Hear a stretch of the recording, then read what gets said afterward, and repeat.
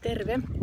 Mä oon Eira Serkkola ja olen varmaankin oikeassa paikassa tällä kurssilla, koska huomaan, että ennakkotehtävän teko tuntuu vähän hankalalta.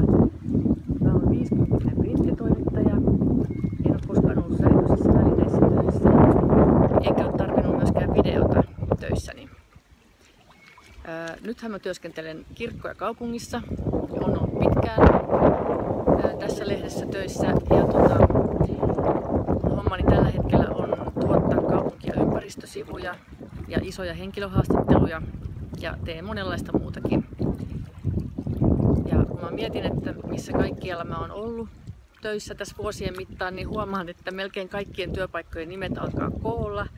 Eli Kymen Sanomat, Kansantahto, Karjalamaa, Kirkon tiedotuskeskus, Kotimaa, Kumppanilehti ja nyt Kirkko ja kaupunki.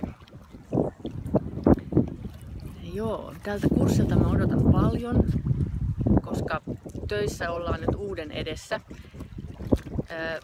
Kovaa vauhtia valmistellaan uutta isoa mediaa, joka on Helsingin, Espoon ja Vantaan seurakuntayhtymien yhteinen.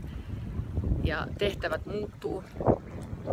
Ja tosiaan ollaan uuden edessä ja mä tunnen nahoissani, että siinä ei vanhat eväät ihan riitä.